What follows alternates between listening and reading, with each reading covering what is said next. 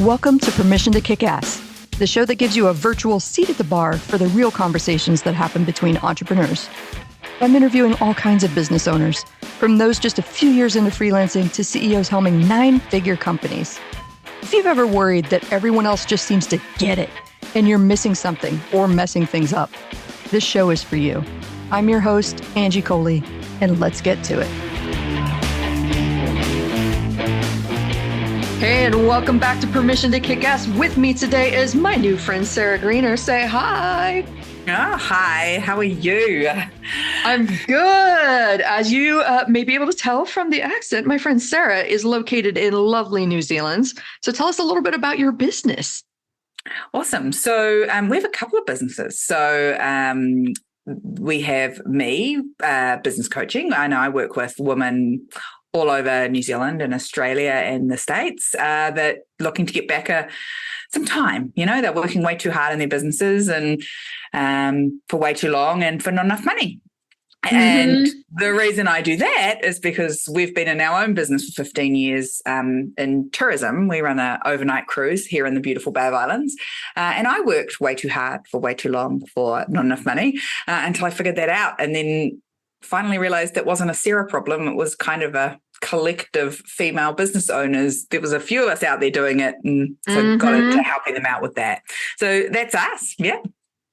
Oh, that's excellent. And how? So you said 2 businesses.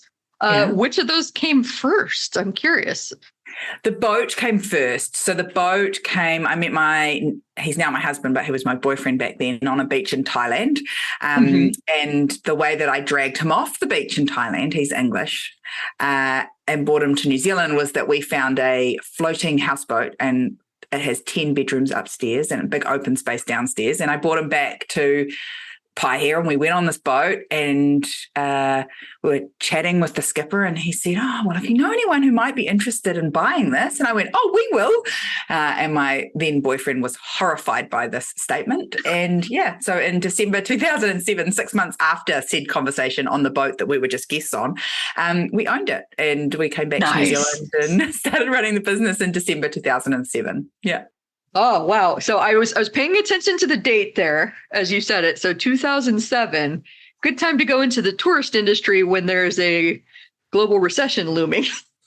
Yeah. So 25-year-old Sarah had no idea that was coming. You know, in hindsight, we all saw it now, but at the time, lots of people didn't see it coming. So it didn't really feel looming at that point. So yeah, so we jumped into this business, borrowed a ton of money at like crazy interest rates.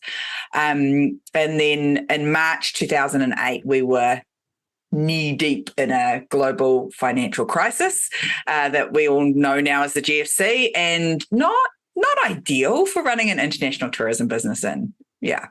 Yeah. So how did you handle that? I imagine that required a little bit of scrappiness, maybe some tears. Lots of snot and tears. Yeah. So I think to begin with, we had committed to it, and we had a huge amount of work to do. So in that first 6 months, we paid off like $250,000 of debt. Like we were really scrappy. So we had not a dollar to our names other than this business. And so we lived on board the boat. We ate the leftovers for dinner. You know, like we were super scrappy about it. Yes. But we were also intensely focused on what we were doing. And I think that's the number one thing. Back then we did it out of environment. So living on the boat, no power, no TV, no access to the news. So we were just kind of really in our zone. And so we weren't taking on board all the noise that comes, right? Like, now's a perfect example, right? You think about the noise that's showing on people's social media feeds and on the news and the tape along the bottom, and oh my God, it's just doom and gloom everywhere. And so I think because we didn't have that, we were just really intent on doing our thing.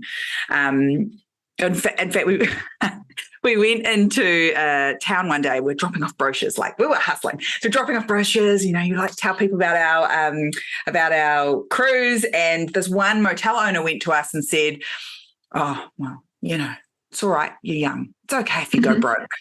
Johnny and I looked at each other and went, "We're not planning on going broke." He's like, "Oh, well, tourism tourism businesses aren't going to survive this. And both of us went outside and just burst out laughing. Like, we had no idea. We were oblivious to this. Meanwhile, businesses are going bankrupt around you.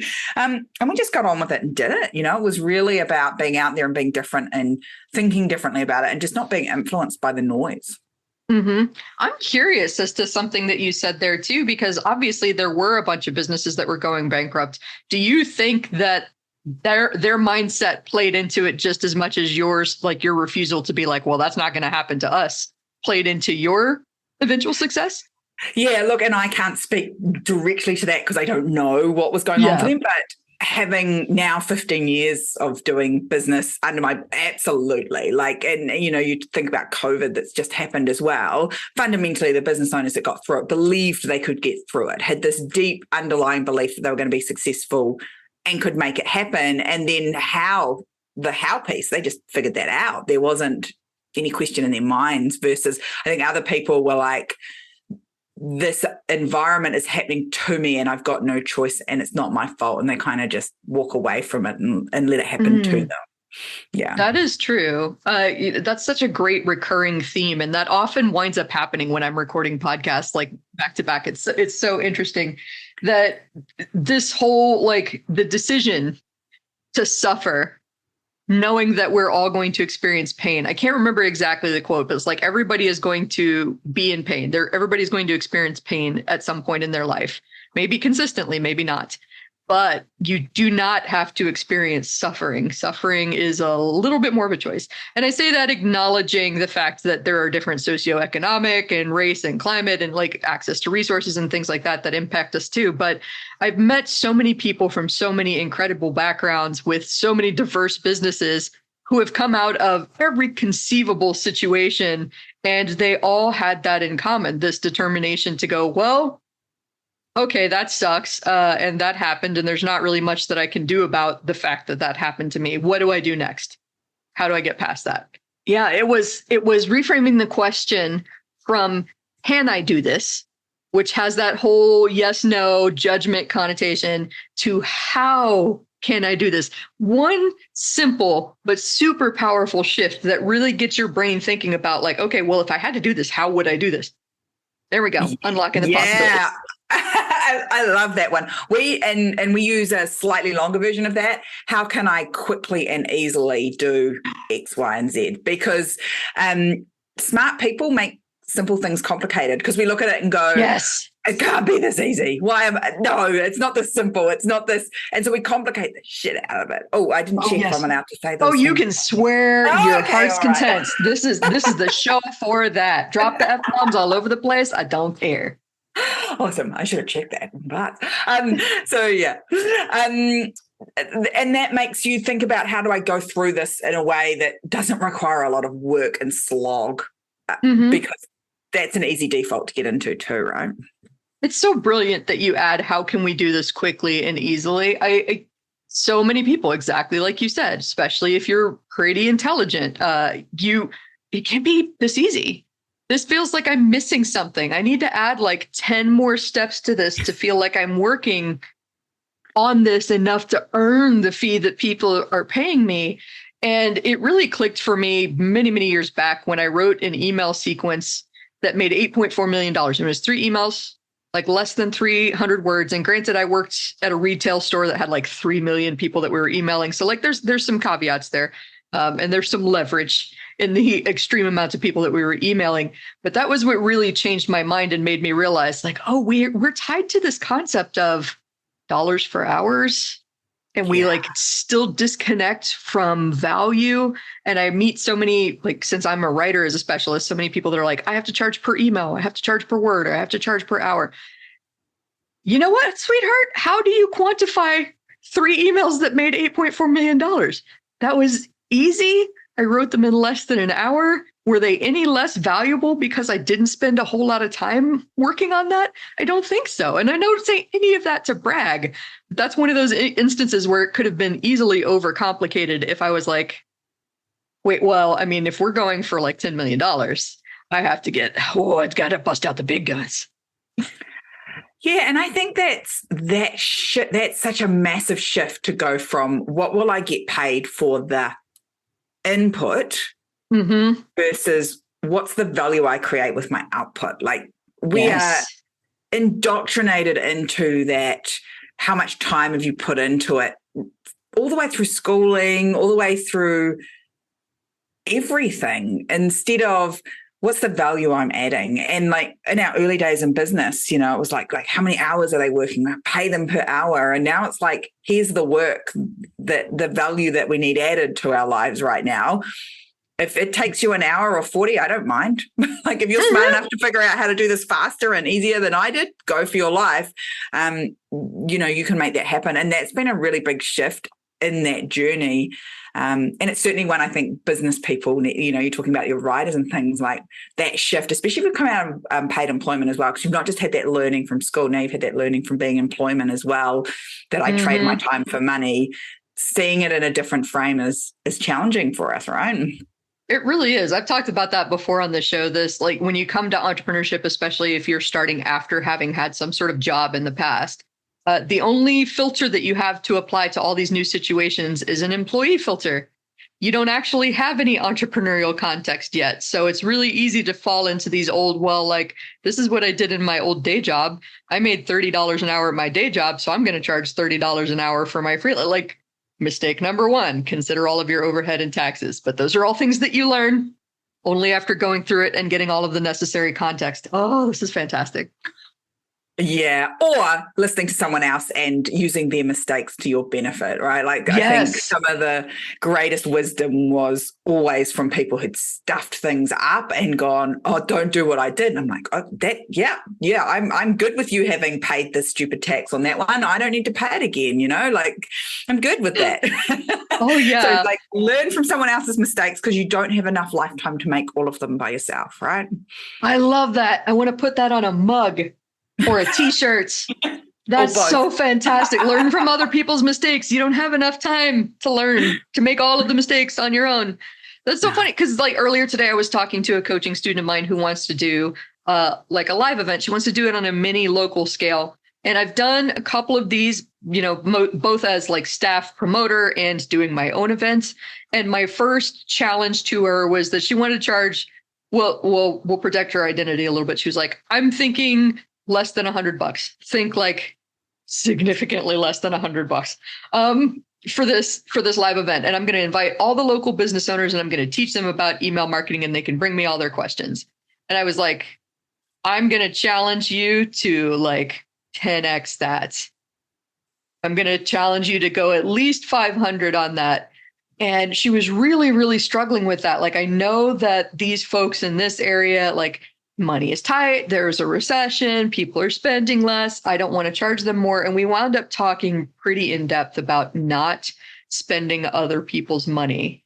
And then like the flip side of that coin, which I think kind of goes hand in hand with this concept of ease and value, is like what people perceive of you when you charge something according to what you think people can afford.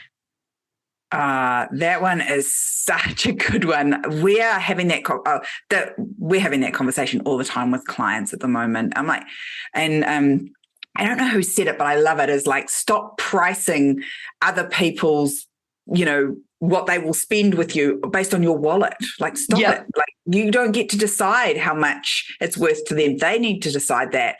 And so often when I've had that resistance on my journey where I'm like, feels like oh, and what's the market doing and how can and the competition haven't got their prices up and all that sort of stuff. And every time we shift, we actually see an increase in people buying the thing because all of a sudden they go, oh, that must be worth it. Like, it always cracks me up. We're like twice the price, our day cruise that we run here, of everyone else. And people went, ooh, and I was like, people are buying it at that price. And guess what? I need to do half as many people to make way more money than you. Right? You know, like, that's the reality of it. And I'm not saying that you have to like blanket raise your prices or anything like that to have a great business, but like think in terms of effort. Like, we were trying to do math on this on one show where it was like, what's the amount of effort that you have to get 100 people buying $100 worth of stuff each to get you to 10,000 in earnings, right? Or maybe you focus on getting 2 people at $5,000 for like way less work. I mean, yeah. Yeah. It just look, boggles the mind. And every business is the same. Like, it actually doesn't matter what business you look at, because, you know, you can nickel and dime it, or you can do it in bigger lots, right? And so even in our tourism business, we saw that as true. You know, we could sell each cruise at, you know, our overnight $398 a person, or we can sell the whole boat for $8,000. Now, I can tell you which is easier in terms of operations and marketing and organization, because you just talk with one person for that $8,000 sale, whereas doing the boat the other way, you talk with 40 people. And it makes everything else easier and fun. And, you know, like it's just that shift of, how do I package this? How do I make this? It's exactly the same thing, slightly different, slightly different way of putting it together. And it just changes the game for you. Oh man, that's so amazing. Like, all right, I'm issuing the official challenge to everybody that's listening. Invite more ease and quickness into your life. Ask yourself what you're good at and what you enjoy. You absolutely can build a business doing stuff that you like doing. And yeah, I mean, at first, you're going to be sleeping on the boat and doing all the stuff yourself until you can grow it to a certain level. For me, it was living in my car and figuring out how to land clients while taking like a homeless person shower in the bathroom at Starbucks and making sure that I didn't stink. So yeah, there's going to be times of really hardcore hustle, but that doesn't mean that you can't have significant times of ease where you're going like, is it really this easy? I'm suspicious. Don't be suspicious. Yeah. Yeah. And I think what I was going to say there is, I think it's just that, you know, and we both kind of had that story of that time of hustle and work. And, you know, for me, it was the leftover, like, if I never see a leftover cold sausage ever again, I'm a happy girl. But, you know, like, but don't fall into the trap of thinking that's what the business journey is. Because I think because you've done it and because it worked, it's easy to stay there. And that's that place of, you know, you're not valuing your time. So then it becomes harder to value everyone else's time, and you get stuck on that hamster wheel of just, I'll work longer and harder, and and you just never get to that place of, where's the ease? Where's the fun in this? Why do I, you know, it's a timing, and there's a rhythm and a cycle to it, right? Absolutely. Absolutely. I've used that comparison before too, where it's like, I think even business is 80-20. People seem to think that if you jump ship for, you know, the greener pastures, I'm going to mix all the metaphors tonight, that like you can somehow achieve 100% happiness at some point if you keep leapfrogging and changing things. And it's like, you know what I love about this business is that it meets 80-20, like everything else in my life. 80% of the time, maybe sometimes even 90% of the time, I'm having a blast. I'm like a pig in slop, kid in mud puddles, splashing around. That's me. I'm having so much fun. And there's 10 to 20% where I'm like, I don't want to do this. I don't want to do my books. I don't want to balance my accounts at the end of the month and talk to my account. I love my accountant. I can't say that. I love talking to her, but I don't like talking to her about money. I like talking to her about fun stuff.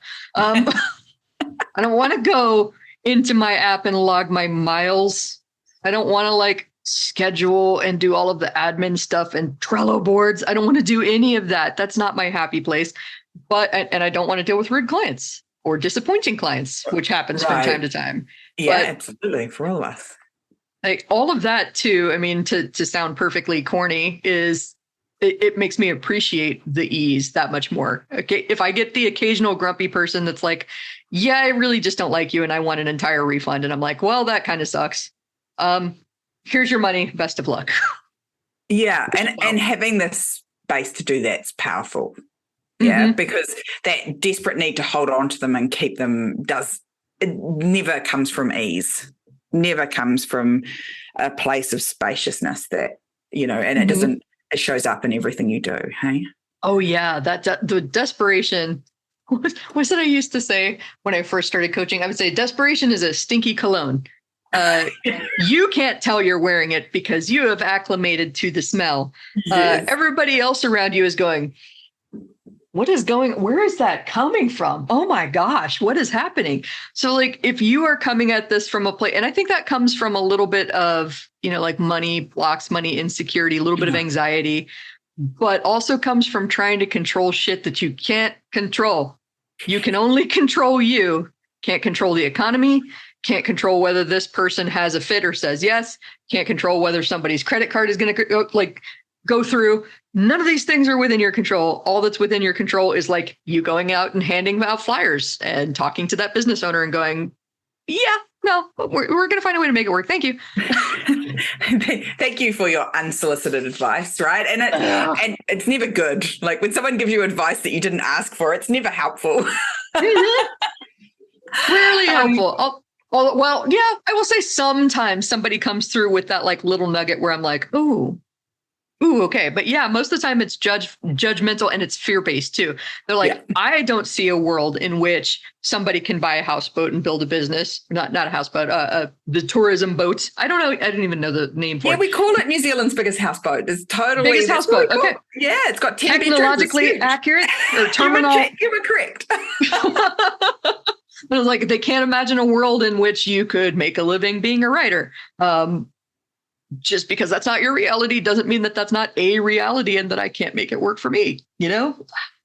Yeah. And that's, everybody's experience is different. And so they can only do it from their place, right? So I think that's really important. I think, you know, if you come back to the, like, you don't have control over the economy, it's also like, when they talk about the economy, they're talking about the average.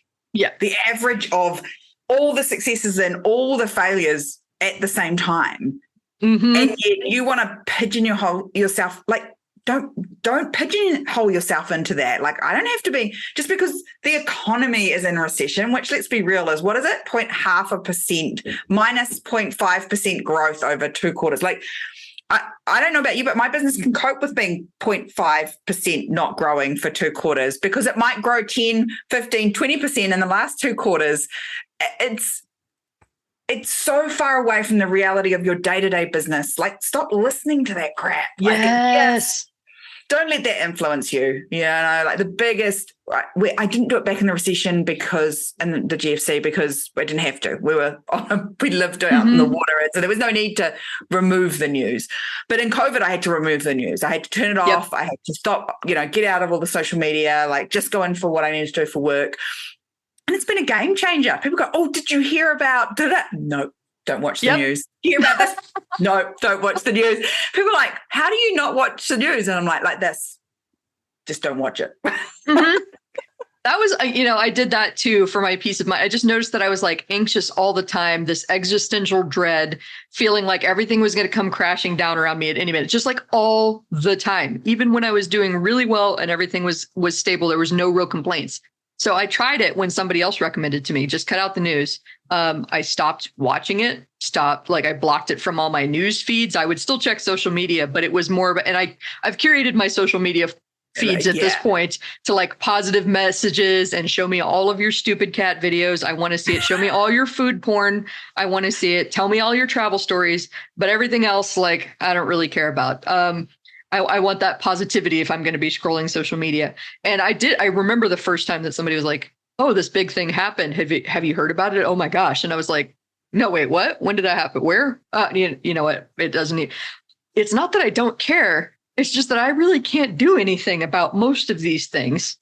And to try is to drive yourself literally mad. Because yeah, that's so true. I think, and I wish I could see what this piece of, remember what this piece of research was, but it said like something like, we're now exposed to, if you're following in your social media feeds, if you're following that news, we're exposed to something like 24 years worth of trauma and bad things happening in the space of 24 hours. I was like, oh my God. No wonder we're having trouble processing that stuff. Like, none of that is not a good influence that you want over your life. 24 hours, 24 years worth of bad shit in 24 hours when you are scrolling that. No, we talk about how stuff gets blown out of proportion all the time, but like I remember years ago deciding when I first wanted to travel and I went to Colombia with a bunch of my friends in South America. My mom called me in a worry, and sorry, Mom, I'm going to tell this story, and we're all going to laugh, but we're laughing with you. She called me up because she had just seen an episode of this show called like I Survived or something, just like cheesy cable drama type stuff. And she was all worried because I'm in Colombia, and this man that she just saw on TV was in Colombia when he got kidnapped by a cartel. And I was like, okay, slow down. Like, let's just give me some context here, and I'll see if we can make some sense of this. When did this happen? somewhere in the late 80s, early 90s. Okay, cool. Escobar was in power. Totally understood that. But that makes sense in context. He's dead. So let's continue with it. Like, what else? Where was he when this happened? And she says, well, I think he was like hiking alone in the mountains. And I was like, cool. Like two things that I would never do, let alone in a country where I don't speak the language very well. So yeah, I'm in a part of town that is like walkable. I think street rules in every major city in the world that I've ever been to apply here. Just like be aware of your surroundings, don't flaunt money, all of that jazz. And Escobar's dead. So I'll take my chances.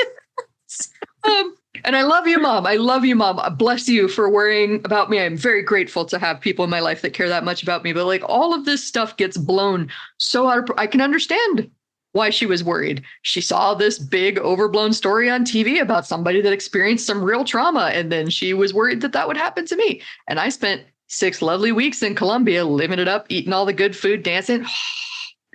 I was not kidnapped. Spoiler alert. I'm fine. Oh, so good. It's on our list. We're, as a family, going to go and kidnapped? do Central. Yeah, no. Sorry. Can you imagine? On my bucket list, get kidnapped in Colombia. No, to travel to Colombia. Yeah. We're going to do a year in Central and South America next year. And so I hear you talk about Colombia, like, after this, like, work stuff. We should talk about Colombia so you can give me all the tips. Hell yes. Oh gosh. And that's where I got my eyes fixed too. Like you wouldn't tell, of course, they don't get to see the video. I'm wearing my glasses now, but that's because I have like an astigmatism and I have trouble focusing at night. But I got LASIK surgery after I lost my glasses to the ocean, sacrificed to the mighty Pacific when I was in Fiji. And then I flew across the world from, Fiji to Florida to Colombia, very long trip. And I was like, I'm just going to wait till I get home and I'll get my new glasses. Wrong. When I landed at LAX, I was walking miles out of the way because I was nearsighted and I couldn't see what the sign said. So I'm like walking down that way for like half a mile. Nope. Got to walk the other way. That's where I was going. And I got so frustrated that I couldn't see that my friends were like, LASIK was pioneered in Colombia, right? And I was like, I did not know that. So I started investigating in expat groups. This is where social media does come in handy because an expat group. Tell you to it, right? Oh, yeah. They connected me to a doctor whose literal specialty was like she just worked with English speaking expats. And she had this whole network of doctors that she could get you in to see specialists in any kind of medicine whatsoever. So I spoke to, and this is like American healthcare is broken. I'm sure the entire world laughs at us, but I was just astonished that I contacted her on a Tuesday. She had me into the appointment on Thursday. Friday, they had the diagnosis and the recommendation for surgery, which happened on Monday, and follow-up was on Tuesday for $400 American. And that included her going with me to all of my appointments to translate. I'm like, you will never convince me that international travel is a horrible experience because that was a lovely experience. And I had my eye operated on. Like, look, that stuff just happens all the time. And apparently, everyone's like, we have a world-class health system in New Zealand. That wouldn't happen in New Zealand either. There's just zero chance of it ever happening like that. And yeah, it's funny what we perceive of overseas health systems based on what we've been told, but yet never experienced. And then when you go and do it, we had similar experiences when we lived in Thailand pre-coming back to New Zealand, and the healthcare and the dentistry and all of that stuff's amazing and so well looked after.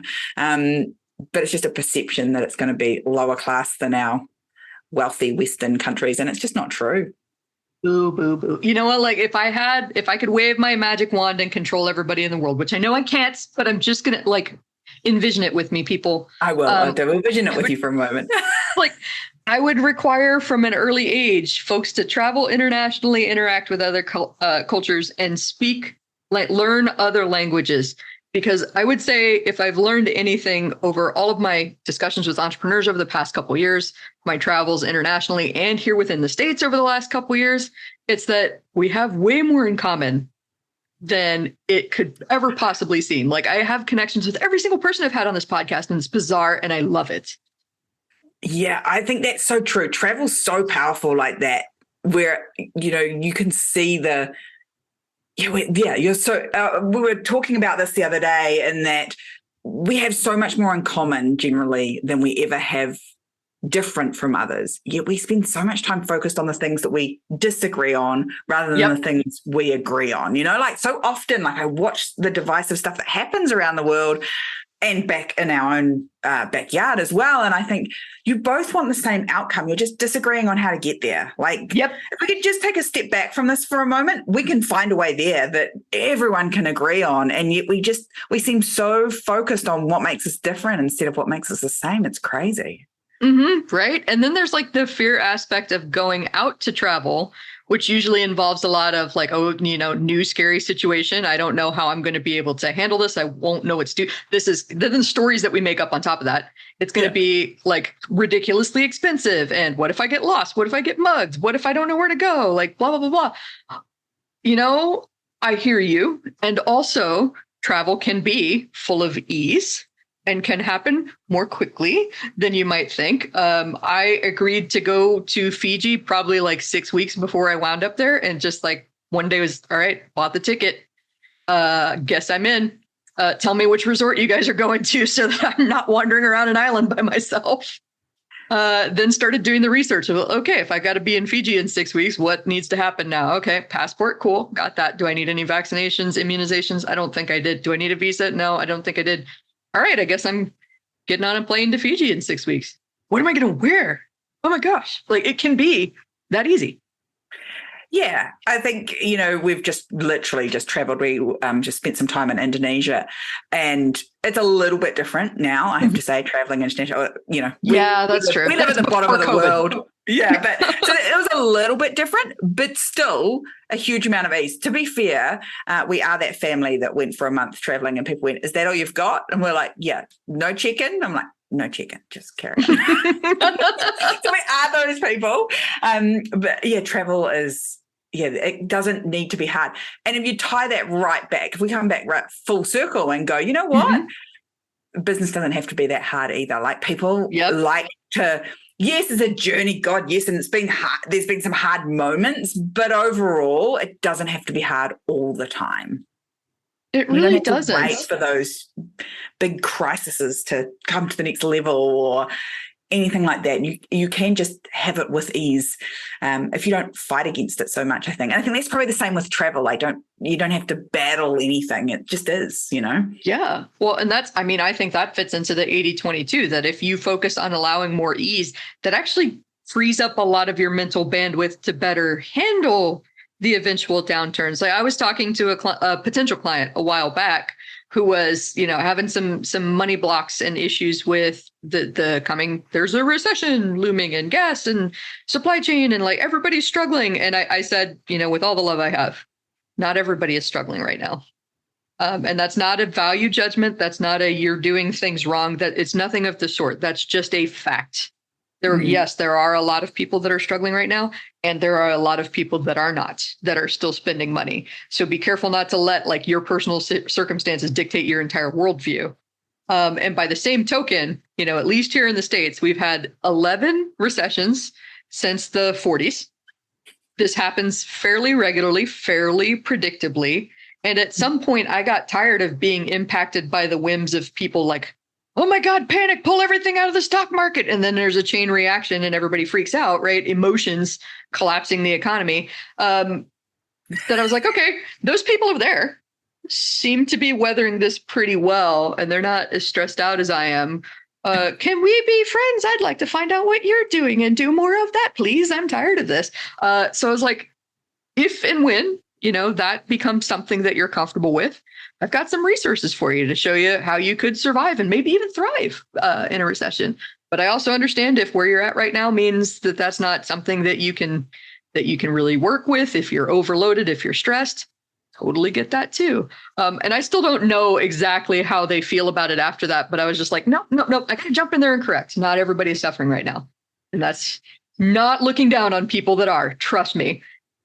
You can get out of it too. Reality. Yeah. And you can shift, I was having a conversation with a friend and it can happen so quick, It's like, did you think when you were 40 that you would be where you're at 50. And she's like, God, at 45, I didn't think I'd be where I'm at 50. Like she said, she's a few years older than me. And I just said, that's how quickly it changes, like for all of us. But you've got to decide to change. You've got to take the first step to start moving towards that, to make that happen. I loved what you said, though. I want to go back to I'm sick of people's emotions crashing the economy. Yeah. I have a little theory on that. It's because people that survive in business, like all the crazy stats, like this many survive the first year and this many, and like we're past the 10-year mark. So, 1% of small business owners survive to 10 years. And I think my theory around that is if you think about recessions, you got there? We have these kind of recessions, these contractory periods every kind of 7 to 10 years or, there or thereabouts, right? So most people that are in business today haven't seen the last one. And so the lack of experience in the leadership of business ownership at that point in time is missing because they haven't experienced it before. So it's a whole lot of uncertainty and change. And so it comes down to how good are you at dealing with uncertainty and change? And not everybody is, right? Not everybody is, for sure, but you can get good at it. Like any other skill, if you want to get stronger, you go start lifting weights, right? And you're probably not going to lift very big weights to start with, and your form's probably not going to be perfect. So you get some help with that. But after a while, you could be bench pressing, you could be squatting some pretty big numbers. Takes time to build up to that. Same thing with the business and the skills and the resiliency. I mean, we don't talk enough about resiliency in business because, like, hey, newsflash, I've said this probably 5,000 times on this show already, which is impressive because I've had 100 episodes. But 5,000 times, I stand by my math, even though I'm not a math person. That the hits are coming, sweetheart. Like, brace yourself. You're going to get knocked down. You're going to stumble. Things are going to get hard. You're going to have moments where you're like, what the fuck, man? Like, that just sucked. That really, really sucked. Oh my God. I've had moments, and I've built to this point a fairly easy business. Easy's not the right word, but it's got a lot of ease. And I really enjoy it. And I still have moments every once in a while where I'm like, this is really hard. I just want to get a job. And then I remind myself, no, a job is way more painful than this. I have to answer to somebody else and I can't say fuck, and I have to take out my face piercings and they don't like my tattoos. No. Yeah. And I think that's the thing. Like sometimes, your expectations get in the way of that. I think you kind of had, I certainly did at 25. I had rose-colored glasses on. I was going to go into business and it was going to be cool and glamorous. And I knew it was going to be work, right? I'd grown up around business, but it was going to be fun and all these great things were going to happen and we're going to do this with our money and we're going to have holidays every year. And no, like not to begin with, right? There was some work to do. And so it was the not meeting of my expectations that was the problem. Whereas now I'm like, when things have been going good for a while, I'm like, what's coming? The next level's coming, and the next level is going to come in some form of challenge that requires me to grow and develop to the next level, especially if I've been sitting somewhere comfortably for a little while. I think that one's really interesting to me now. It's like, and sometimes once you've been sitting comfortable for a while, those challenges, those next levels, like they come thick and fast where you're like punched in the face, and then you think, oh, I'm up, and then again, and it just keeps coming. You go, come on, like you can't be serious, can't keep coming. And then you get out the other side and you've gone to the next level and you just think, oh, that's what it was. I did not enjoy that, but I know that resistance now is for the next level. And now with a little bit of hindsight, I can kind of look back and go, oh, and I can spot it coming now. But in the early days, I was like, but why has the engine died and 3 crew members quit and the supplier not, like everything happened that week, Yes. And not recognizing that this was my journey. Like, you need to level up, Sarah. You're going to need this for what's coming next. Yes. Oh, I like that. I like that you use the word resistance, and I like that you framed it as like life is challenging you to develop these skills that are necessary for the next level, which I think is a really awesome way to look at it. I think I can see people's faces when I'm coaching them. And I've had to say often, like, So yeah, that feeling that you're feeling right now where you're deeply uncomfortable and you're anxious, and you're wondering if you're a fraud and everybody's going to find out at any moment, it never really goes away. No. And they're like, wait, you're telling me I could have like a $10 million a year business and I'm still going to feel like that? I'm like, I know many, many, many multimillionaires who with every single new product launch, every business pivot, they're like, this is the one. This is the one decision that brings everything that I've built crumbling down. There is the end of my empire. One dire mistake will have lasting consequences. And then they come out the other side going, well, that kind of sucked. And it got really like, ooh, a little anxious, little tense for a while there. But okay, I handled that. Maybe I didn't handle it my best. Maybe that went better than I thought. But I don't know. I love to over dramatize and build these things up in my head. And before I know it, I've got like Mount Everest standing in front of me. When I actually get moving, it's at like an anthill that I can stomp on, and I feel ridiculous. Oh my goodness, we had that exact conversation on the coaching call today. I call it the emotional wall. So we can call it Mount Emotion if you like. Mount Emotion. Like it's that thing just on the other side. And at the moment, there's like 3 bricks between you and the thing you have to do. You can just step over it like super easy. And you're like, I'm just going to build up. Like I'll put some 20 more bricks and then I'll look at it and go, oh, now I have to climb over the wall. Like now it's going to be like, I have to put my hands on the top to get over it. Oh, now it's got, you just keep building this emotional reasons not to do the thing when ultimately those first few emotional blocks, action would have fixed it. Like a little bit of anxiety, a little bit of fear, one simple action fixes all of it. Like you say, just stomp on it. I'm like, don't build the wall. Don't dig the hole deeper. Just hop out. Yeah. I love action is absolutely the enemy of the overwhelm and the anxiety. And it'll show you very quickly whether your fears and your worries have merits or it's all bouncing around between your ears in this giant echo chamber and becoming really, really loud.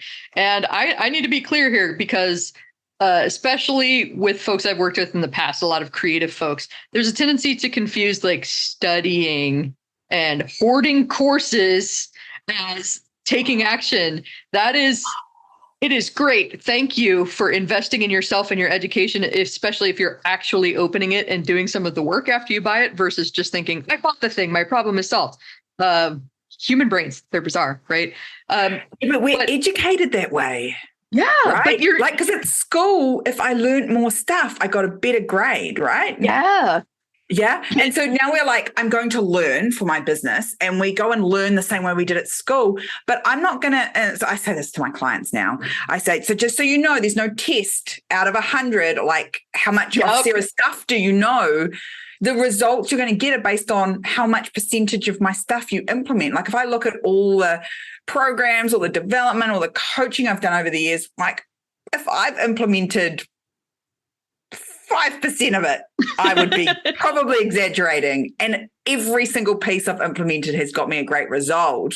But it's what you do with it and then work it until it works, not what you learn about it. It's not school, it's business. It's a totally different experience. Yes. And that's the filter that I put that through too. Like, okay, if you're having trouble parsing out what is action that is helping your business versus what is quote unquote action that feels helpful, but is actually keeping you stuck and potentially adding to the overwhelm, I like to ask myself, and this sounds cold and capitalist, but it's true. Is this making me money or is this costing me money?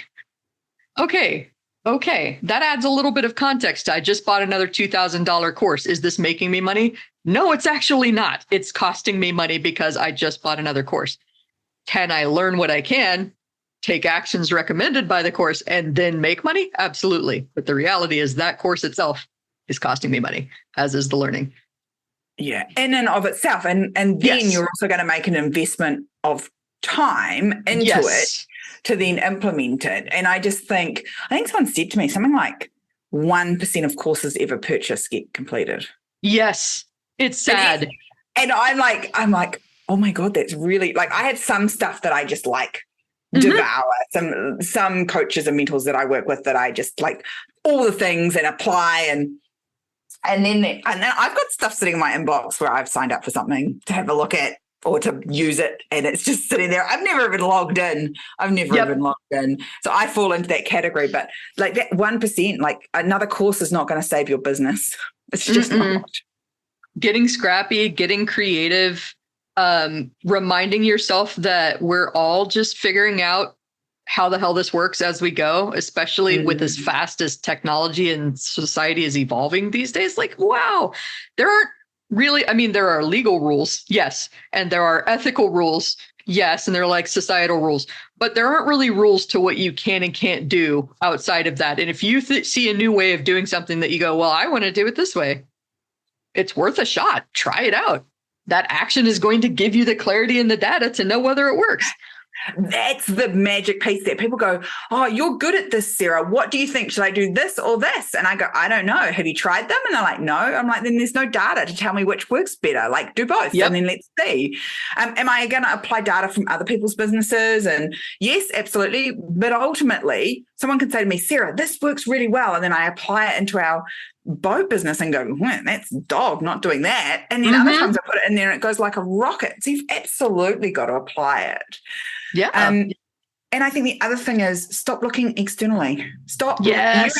You have everything you need inside your business already. If you have a business that has an income coming in and expenses going out, you have everything you already need to make your business work. You just have to do better business with what you've got. Like it fascinates me the number of people that come to me and I go, oh, so what's going on? They're like, oh, well, I'm working all the time and don't have enough time, but we don't have any money. There's more month for money and all that sort of stuff. And I'm like, okay, cool. What do you need? More customers. No. Oh, no. This is broken. Like if you're not making money with the 10 customers you have, putting 10 more isn't going to help. No. Let's fix what's broken in the existing business without adding any more, and then you can put more people in. And I think we live in a world, especially on social media, where they're constantly telling us we need more. You need this new app, you need this new book, you need this new, small business is a big business for people, and you don't need more. In fact, you don't. So often we need less, right? Like you were saying right back at the beginning about what if you had 2 customers at $5,000 instead of however many, I can't even do the maths, at $100 to make you $10,000 is so, which is easier, which is better, less is more, it's. We talked about that earlier, like a different guest earlier today that was like, more is not better, especially when it comes to like busy business owners that have a lot of conflicting priorities and people competing for their attention. And it's so funny how this comes up, because I know that I was speaking to a different coaching student earlier today that was like, well, I have this income goal and the answer is more clients. And I said, is it though? And he goes, yeah. And I was like, okay, but you just told me that you like get up at 5 o'clock in the morning because you got a new baby. So you need like some unfocused time before the baby gets up, or some focused time before the baby gets up to get this work done. Then once the baby's up, it's like all hell breaks loose until probably like noon. Then you got a couple more hours to get in some calls. Then you got to do some family time, get the baby to sleep, and you're working well into the night. Where do the new clients fit in? And he goes, well, so you're telling me that I can't take on more clients. And I'm not telling you that. I'm telling you, I think if you take on more clients, that it's going to be a lot more challenging and could potentially make you doubt your own capabilities. And that's the last thing that I want from you. Is there another way to make money? That's the question that I really want to ask. Or is it, I need more clients? I don't think that that's the answer. Yeah. And I think we sold more clients is the answer. Like if you think about, would I be exaggerating to say 90% of the marketing out there to small businesses is make more money? Like, here, get more clients, get more leads, get more, because it's sexy to sell more of that stuff. When ultimately, for a lot of businesses, their business isn't in a position to be able to accept that yet. Yes. They don't have the infrastructure. They don't have the systems or the process. They don't have the support staff. It's crazy. And it's, like I said, the way that this is circling back in the universe right now, we literally, my business partner and I got a testimonial from somebody that we put through one of our VIP day processes. And he said almost word for word, like, Angie taught me that I already have the answers. The answers weren't more courses, more studying. I already knew what to do, but what I had to start doing was getting ruthless about cutting things away so that I actually could hear what I wanted to do. And I was like, I couldn't have scripted that better if I tried. Thank you. I know. And that is the powerful piece, the powerful word of no, because that fallacy, and I'd be interested to know if you've seen this, but that success fallacy in business is the more success you get, the more opportunities come up, the better you have to get at saying no. Because you get into this place where you're like, oh, I'm so excited. Look at all these great new opportunities. You go, yes, yes, yes, yes. And then you just end up with this monster and you think, uh-oh. Yep. And now you've got to like unpack that. And so know what's important to you, life-wise and business-wise, and then say no to everything that doesn't fit in those boxes, because otherwise, God, you can just end up in such a bad place, right? Yeah. Like if you're gonna invest in learning anything, right? Back to courses. Learn about how you work and how your brain operates, what makes you fulfilled, what helps you do your best work. Because recently I've come to an understanding that I do my best work from a place of like joy, and people everywhere can tell that I'm having so much fun with my business.